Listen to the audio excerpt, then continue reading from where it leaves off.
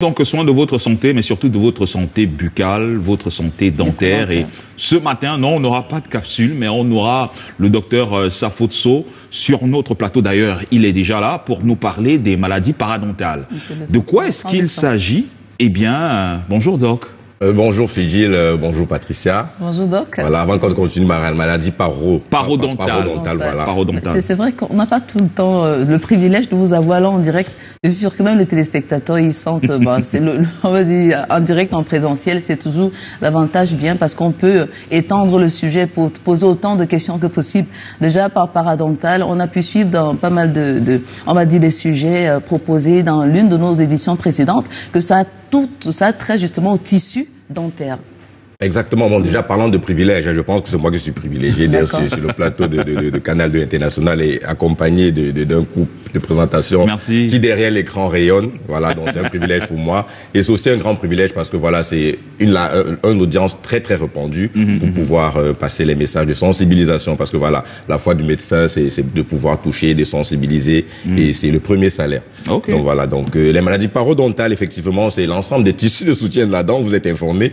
Et voilà. Donc, et c'est important de parler de cette sphère-là parce que beaucoup sont figés, beaucoup sont figés à penser que le chirurgien dentiste n'est focalisé que sur la dent. La dent. Mais voilà, le chirurgien dentiste a un très très large panel autant pour moi. Et ce matin, pourquoi pas, on va parler des maladies parodontales qui ne sont pas à incriminer directement sur le tissu dentaire, mais sur l'ensemble des tissus de soutien. Et pour dérouler un peu, avant que nous poser quelques questions, l'ensemble des tissus de soutien, on entend par là l'os, par exemple, la gencive, et dans quelques cas, le sément. Quand vous parlez de l'os, c'est quel os en fait? Bon, on parle ici de l'os alvéolaire. Parce que voilà, dites-vous que vos structures dentaires qui sont stables de façon visuelle, ils ont un ancrage quelque part. Cet ancrage-là, principalement, c'est l'os. Donc, tout au-dessous, ou au contour de la structure dentaire, on a cet os-là, qui n'a pas peut-être la même structure que votre os du fémur, mais qui est un os, il y a l'os spongieux et autres choses là. L'os fait partie, et c'est même le principal tissu de soutien de la dent, mais pas que. On a la gencive aussi qui va contourner ces structures dentaires-là. Et voilà. C'est l'os qui soutient la gencive alors? L'os soutient la gencive. Bon, l'os déjà, c'est le principal organe dans lequel est impacté le tissu dentaire. La gencive vient recouvrir cet os-là pour qu'on ait une meilleure apparence esthétique, voilà. Et il faudrait donc prendre soin de son hygiène bucco-dentaire, sinon, n'est-ce pas, ce tissu est affecté. Alors, et il y a des conséquences. Qu'est-ce qui cause, bien évidemment, ce type de maladie? Qu'est-ce qui cause ce type de maladie? Il faut commencer à incriminer le principal facteur. Quand le dentiste vous fait des sensibilisations, très souvent, qu'est-ce qu'il vous dit? Il va vous dire une excellente hygiène bucco-dentaire. Voilà, parce que la conséquence de ne pas avoir une bonne hygiène bucco-dentaire, c'est quoi? C'est simplement ce fait-là d'avoir une accumulation d'abord de plaques alimentaire qui va se transformer plus tard en amas de bactéries, qui va se fermenter, qui va proliférer, qui va sécréter des acides, et tout ce bagage-là ne fera pas de bien. Ça ne fera pas de bien, ça va installer ainsi progressivement une pathologie. S'il faut incriminer principalement ou initialement, n'est-ce pas, cette mauvaise hygiène bucco-dentaire qui entraîne cela, il faudrait bien entendu noter parfois dans certains cas des facteurs héréditaires, des facteurs immunitaires. On n'entend pas ici par héréditaire, ça veut dire que vous pouvez dans certains cas dans votre descendance à recevoir des gènes de votre descendance. Par exemple, des gencives qui saignent tout le temps.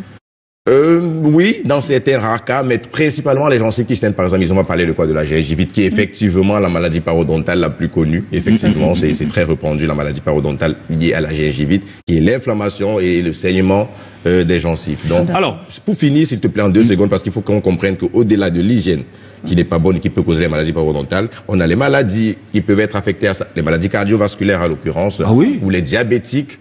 Voilà, comme j'ai cité tantôt, les facteurs héréditaires, les facteurs immunitaires, parce que voilà, même au niveau alimentaire, au niveau de sa santé généralisée, si vous avez une affection assez basse du système immunitaire, la conséquence pourrait affecter le tissu dentaire.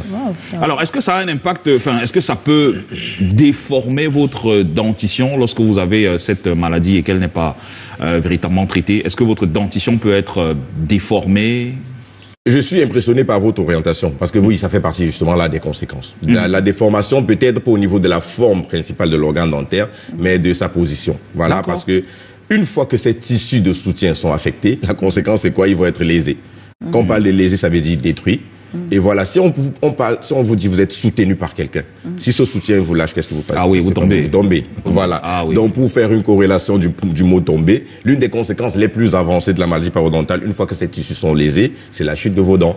La mobilité de vos dents. Vous allez voir certaines personnes qui ont des dents flottantes. J'entends par là des dents, vous n'arrivez pas à mâcher sur quelque chose, les dents vont être en train de bouger. Voilà, ces personnes ont prescrit le dentier. Voilà, à ces personnes on prescrit le dentier pour certains cas, parce que le dentier ici, il faudrait comprendre, il y a plusieurs appellations ou bien orientation du dentier. Là, c'est déjà des solutions, vous êtes en train d'aborder là les solutions. Mais pour répondre simplement, oui, effectivement, une fois que ces tissus de soutien sont touchés, la conséquence première, c'est la mobilité dentaire. Après, la chute dentaire, mais on peut aller bien plus loin parce qu'il y a une infection qui peut s'installer et aller même sur un système généralisé. Patricia, je te promets.